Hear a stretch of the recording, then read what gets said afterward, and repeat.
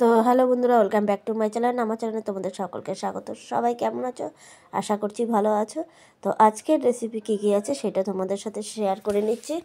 তো আজকে আছে এই যে মশলা কষিয়ে নিচ্ছি সমস্ত কিছু দিয়ে, টমেটো, জিরের গুঁড়ো, ধনের গুঁড়ো, কাঁচা লঙ্কা, লঙ্কার গুঁড়ো সব কিছু দিয়ে যে মশলাটা কষিয়ে নিচ্ছে। তো আজকে আছে ওই যে কাতলা মাছ আছে, সঙ্গে একটা পাবদা মাছ আছে। তো আজকে হবে কাতলা মাছের ঝোল আর মাছের তেল এই যে বেগুন দিয়ে, আর হবে আজকে পালং শাকের তরকারি। তো পালং শাকের তরকারির জন্য আমার লাগছে বেগুন, সিম, কাঁচা লঙ্কা, পালং শাক, আলু। তো চলো, তো সব আমি রেডি করে নিয়েছি। এবার রেডি করে নিয়ে তারপর রান্নাটা করছি।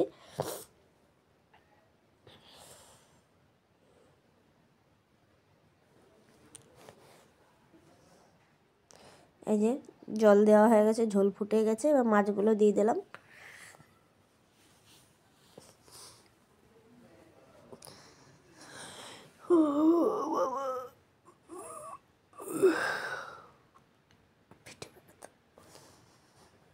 তো আমার মাছের ঝোলে যে রেডি হয়ে গেছে।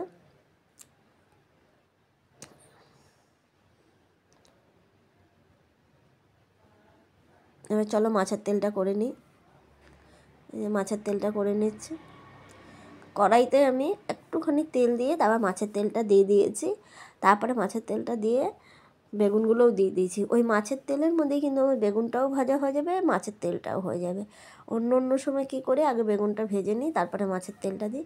আজকে আর সেইভাবে করলাম না, আজকে একটু অন্যরকমভাবে করলাম। তো মাছের তেল আমার করা হয়ে গেছে। এইদিকে আমি এখন পালং শাকের তরকারির জন্য এই যে আলুটা ভেজে নিচ্ছি।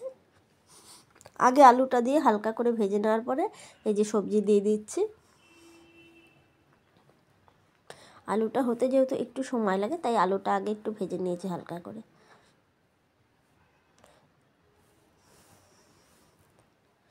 তো এখানে আমার এই যে মাছের তেল আর মাছের ঝোল কিন্তু একদম রেডি হয়ে গেছে খাওয়ার জন্য।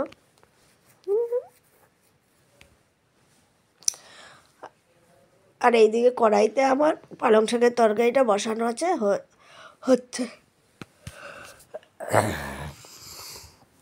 তো বন্ধুরা, যদি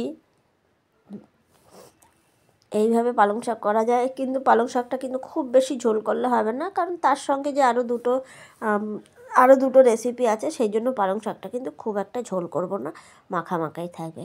আর বন্ধুরা, পালং শাকটা কিন্তু রুটি দিয়েও খাওয়া যায় আর ভাত দিয়েও খাওয়া যায়। তবে ভাত দিয়ে খেলে একদম শুকনো শুকনো করলে এক তরকারি দিয়ে খাওয়া যাবে না, তাহলে সঙ্গে একটু ডাল বা অন্য কোনো তরকারি হলে বেশ ভালোই হয়।